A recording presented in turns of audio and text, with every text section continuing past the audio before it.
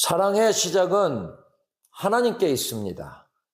요한일서 4장 18절부터 19절로 말씀을 전합니다. 우리는 살아가면서 참 많은 사랑을 주고받습니다. 때로는 사랑 때문에 가슴 벅차게 행복하기도 하지만 사랑 때문에 가장 많이 아프고 가장 많이 지치기도 합니다. 내가 이만큼 사랑했는데 왜 몰라줄까? 내가 더 잘해야 이 사랑이 유지될까 하는 생각들이 우리를 어렵고 힘들게 할 때도 있습니다. 우리가 가장 먼저 회복해야 할 것이 있는데 그것은 사랑의 시작은 내가 아니라 하나님께 있다는 사실을 인정하는 것입니다. 사람은 태어날 때부터 죽을 때까지 사랑을 먹고 사는 존재입니다. 갓 태어난 아기는 엄마의 심장 소리를 들어야 안심하고 잠이 들고, 청년들은 가슴 뛰는 사랑을 꿈꾸고, 어르신들도 누군가에게 소중한 사람으로 기억되길 원합니다. 우리는 늘 사랑을 원하고 또 누군가를 열심히 사랑하며 사는데도 마음 한구석은 늘 허전합니다. 왠지 모를 불안함이 사라지지 않습니다. 왜 그럴까요? 우리가 세상에서 경험하는 사랑은 대개 조건이 붙어 있기 때문입니다. 내가 나한테 잘하니까 나도 너를 사랑해. 내가 내 마음에 쏙 들게 행동하니까 예뻐해 줄게 라는 식입니다. 이런 사랑은 조건부 사랑입니다. 내가 실수하면 저 사람이 나를 떠나지 않을까? 내 못난 속마음을 알게 되면 나를 싫어하지 않을까 하는 걱정이 늘 따라다닙니다. 세상의 사랑은 내가 잘나고 돈이 많고 능력이 있을 때만 반짝거립니다. 그래서 우리는 사랑을 받으면서도 늘 불안합니다. 남과 비교하며 주눅이 들기도 하고 버림받지 않으려면 더 잘해야 해라며 스스로를 달달 볶기도 합니다. 이것은 진정한 사랑이라기보다는 일종의 거래에 가깝습니다. 사랑의 시작을 나의 노력이나 나의 조건에서 찾으려고 하니 늘 불안의 굴레에서 벗어나지 못하는 것입니다. 우리가 꼭 깨달아야 할 진실이 있습니다. 우리가 불안한 것은 노력이 부족해서가 아닙니다. 사랑의 출발점이 잘못되었기 때문입니다. 내 안에서 사랑을 억지로 짜내려고 하니 금방 바닥이 나고 지치는 것이 당연합니다.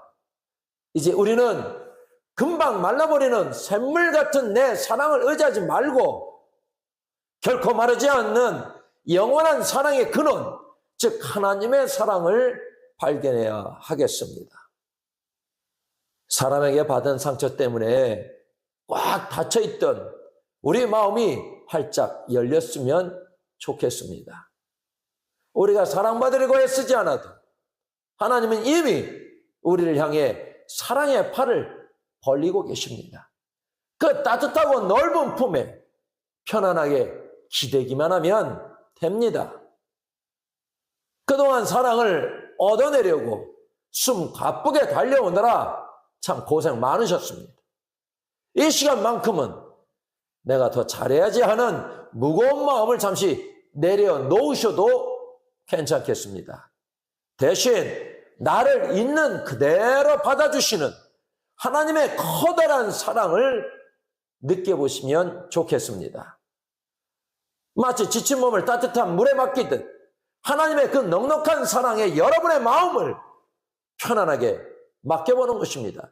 세상 그 어디에서도 느낄 수 없는 진짜 평안과 위로를 마음껏 누리는 참 따뜻하고 은혜로운 시간이 되기를 바라겠습니다. 기독교가 말하는 사랑은 세상의 방식과는 완전히 다릅니다. 세상은 우리에게 늘 이렇게 말합니다. 사랑받고 싶니? 그러면 사랑받을 만한 행동을 해봐. 자격을 좀 갖춰봐. 하지만 성경은 정반대로 이야기합니다. 하나님의 사랑은 내가 이제부터 하나님을 정말 잘 믿어야지라고 결심해서 시작되는 것이 아닙니다. 내가 남들보다 더 착하게 살았기 때문에 상으로 받는 것도 아닙니다. 성경 본문인 요한일서 4장 19절을 보면 사랑이 무엇인지 아주 정확하게 나옵니다. 우리가 사랑하는 것은 하나님께서 먼저 우리를 사랑하셨기 때문입니다. 이 짧은 한마디에 정말 놀라운 비밀이 숨어 있습니다. 사랑을 먼저 시작하고 우리에게 먼저 손을 내미신 분이 바로 하나님이라는 사실입니다. 우리가 하나님이 누구인지 몰랐을 때, 아니 내 마음대로 사느라 하나님을 잊고 살았던 그때에도 하나님은 이미 우리를 사랑하기로 작정하셨습니다. 이런 사랑을 성경은 아가페라고 부릅니다. 아가페는 상대방이 예쁜 짓을 해서 사랑해 주는 것이 아닙니다.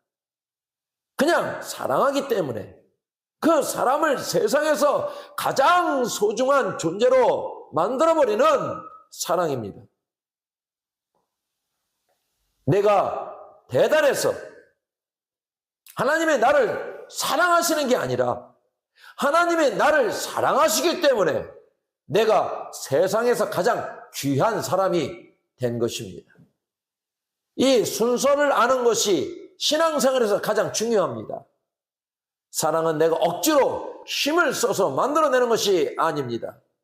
이미 우리를 향해 가득 흐르고 있는 하나님의 커다란 사랑 안에 내 마음을 편안하게 내려놓는 것, 거기서부터 우리의 삶의 모든 변화가 시작됩니다. 어린아이가 부모님께 사랑받으려고 돈을 벌어오거나 집안일을 완벽하게 해야 하나요? 아닙니다. 그냥 그 집 자녀라는 이유 하나만으로 충분히 사랑받습니다. 우리의 신앙도 똑같습니다. 내가 하나님께 뭘 해드려야 하지라고 고민하기 전에 하나님이 나를 얼마나 많이 사랑하고 계신가를 먼저 아는 것이 중요합니다. 이제 사랑받으려고 발부둥치며 고생하던 마음을 잠시 내려놓으시기 바랍니다. 아무 조건 없이 먼저 달려와 나를 꼭 안아주시는 하나님의 따뜻한 품을 느껴보십시오. 그 사랑을 받아들이는 순간 우리 마음을 괴롭히던 모든 불안과 걱정은 깨끗이 사라지게 될 것입니다. 성경은 탕자의 비유를 통해 하나님의 엄청난 사랑을 우리가 더 쉽게 이해할 수 있도록 해주었습니다. 둘째 아들이 아버지에게 가서 아버지, 나중에 내게 물려주실 재산 지금 미리 주세요 라고 떼를 씁니다. 이건 당시 분위기로 보면 아버지 면전에 대고 아버지 빨리 돌아가셨으면 좋겠어요 라고 말한 것과 다를 바가 없는 아주 무례한 짓입니다. 결국 아들은 그 돈을 챙겨 먼 나라로 떠납니다. 거기서 자기 마음대로 흥청망청 쓰다가 결국 빈털터리가 되고 말았습니다. 먹을 게 없어서 돼지가 먹는 사료라도 얻어먹으려 했지만 그것조차 주는 사람이 없었습니다. 완전히 바닥까지 떨어진 비참한 신세가 된 것입니다. 엉망진창이 된 아들은 집으로 돌아오면서 머릿속으로 수없이 연습합니다. 아버지한테 가서 빌어야지. 이제 아들 되자면 꿈도 안 꿀 테니 그저 일꾼이라도 써달라고 해야겠다. 아들은 여전히 세상 방식대로 생각했습니다. 내가 이만큼 잘못했으니 이제 나는 사랑받을 자격이 없어 라고 스스로 선을 그어버린 것입니다. 그런데 아버지는 어떻게 했을까요? 아들이 마을 입구에 나타나기도 전 저 멀리서 아들이 걸어오는 걸 아버지가 먼저 알아봅니다.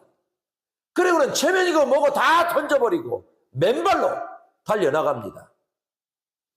아들의 목을 껴안고 입을 맞춥니다. 아들이 죄송하다며 연습한 말을 채 끝내기도 전에 아버지는 하인들에게 소리칩니다. 어서 제일 좋은 옷을 가져다 입혀라. 잔치를 준비해라. 아버지는 아들에게 그 돈 다 어디에 날렸니? 왜 그 모양 그 꼴로 왔니라고 단 한마디도 묻지 않았습니다. 그저 내 자식이 죽지 않고 살아서 돌아왔다는 그것 하나만으로도 충분했습니다. 예수님은 이 이야기를 통해 하나님이 바로 이런 분이라고 알려주십니다. 우리가 아버지라고 부를 수 있는 분이라는 것입니다. 온 세상을 만드신 하나님이 나의 친밀한 아버지가 되신다는 사실, 이것을 깨닫는 것이 사랑의 시작입니다. 진짜 아버지는 자녀가 실수했다고 해서 너 이제 내 자식 아니야 라며 내쫓지 않습니다. 오히려 자녀가 잘못해서 아파하고 있으면 그 마음을 보며 같이 울어주고 곁을 지켜주는 분입니다.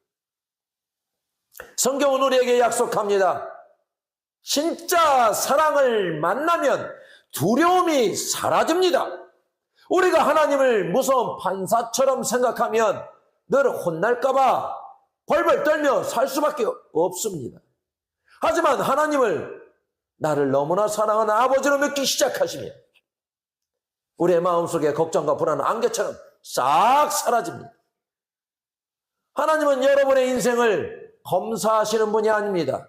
공부를 잘했는지, 돈을 많이 벌었는지, 완벽하게 살았는지를 따지지 않으십니다. 하나님은 그저 나라는 존재 그 자체를 너무나 소중하게 여기고 기뻐하시는 분입니다. 이 사실을 꼭 믿으시기를 바라겠습니다.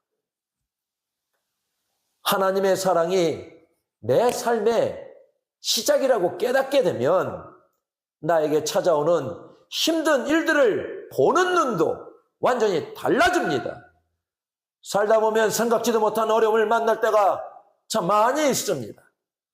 갑자기 몸이 아프기도 하고 믿었던 사람에게 상처를 입거나 돈 문제 때문에 밤잠을 설치며 가슴을 졸이기도 합니다. 그럴 때면 우리 마음속에 이런 의심이 고개를 듭니다. 하나님이 정말 나를 사랑하신다면 어떻게 나한테 이런 일이 생길까? 하나님이 나를 버리신 건 아닐까? 하지만 성경은 우리에게 아주 분명하게 대답해 줍니다. 하나님은 아브라함에게 나는 너의 방패다라고 말씀하셨습니다. 방패가 무엇인가요? 적이 쏘는 화살을 막아주는 것입니다. 그런데 하나님이 방패가 되어주신다는 건 하나님이 직접 우리 앞을 가로막고 서서 우리 대신 그 화살을 다 맞아주신다는 뜻입니다. 그 증거가 바로 예수님의 십자가입니다. 우리가 잘못해서 받아야 할 아픈 화살들을 예수님이 십자가에서 온몸으로 다 막아내셨습니다. 하나뿐인 아들까지 아낌없이 내주신 분이 무엇이 아까워서 우리를 혼자 버려두시겠습니까? 절대 그럴 리 없습니다. 다윗의 고백에서도 알 수 있습니다. 내가 아주 캄캄하고 위험한 골짜기를 지날지라도 무섭지 않은 건 주님이 나와 함께 계시기 때문입니다. 다윗이 지나는 골짜기가 갑자기 밝아졌거나 위험이 사라져서 안 무서운 게 아니었습니다. 골짜기는 여전히 어둡고 험했지만 나를 지켜주는 든든한 주님이 바로 옆에 계시니까 안심할 수 있었던 것입니다. 가진 게 많아서 행복한 게 아니라 나보다 나를 더 잘하시는 하나님이 곁에 계셔서 행복한 것입니다.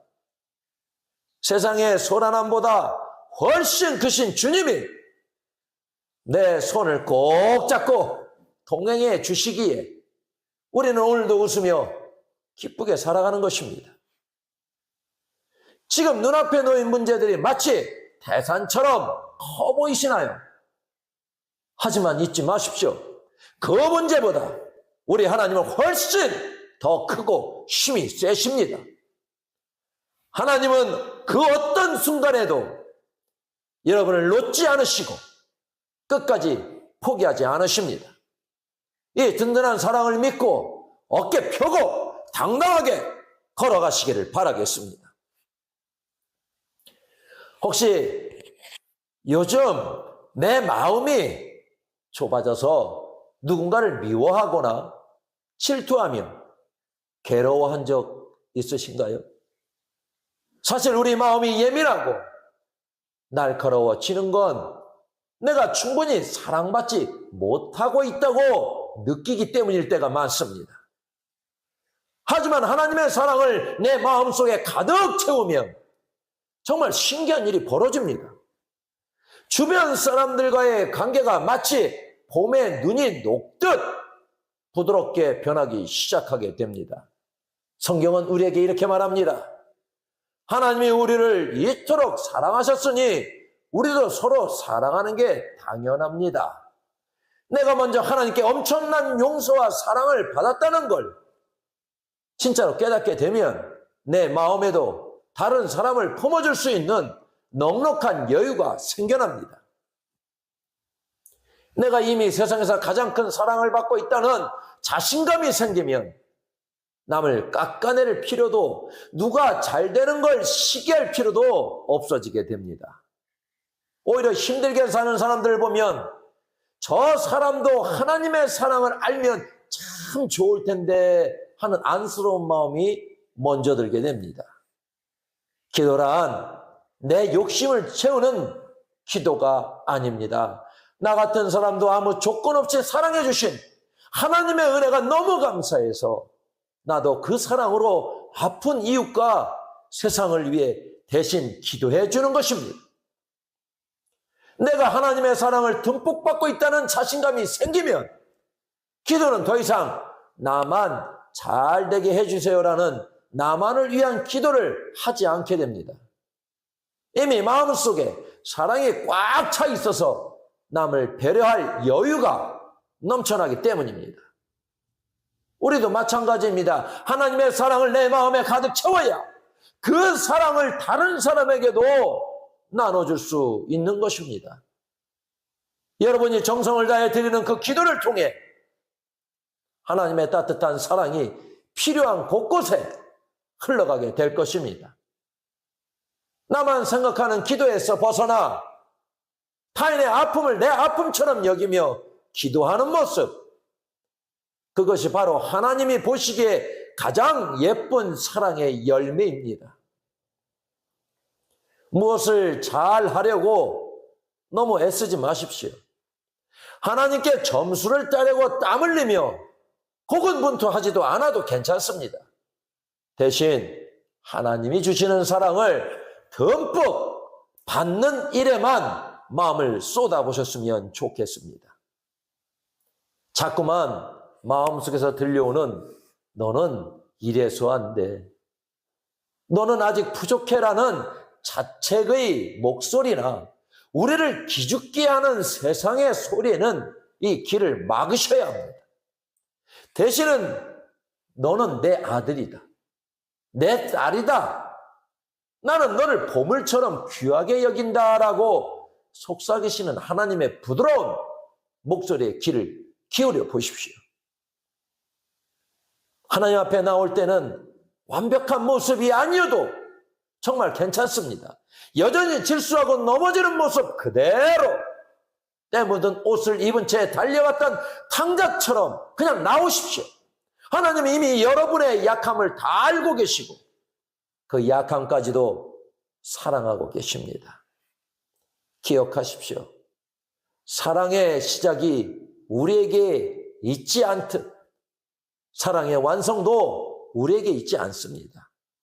하나님이 먼저 시작하셨으니 그분이 끝까지 여러분의 인생을 책임지실 것입니다. 홍수가 났을 때 노아의 방주가 유일한 살 길이었던 것처럼 세월이 흐른 뒤 여러분은 고백하게 될 것입니다.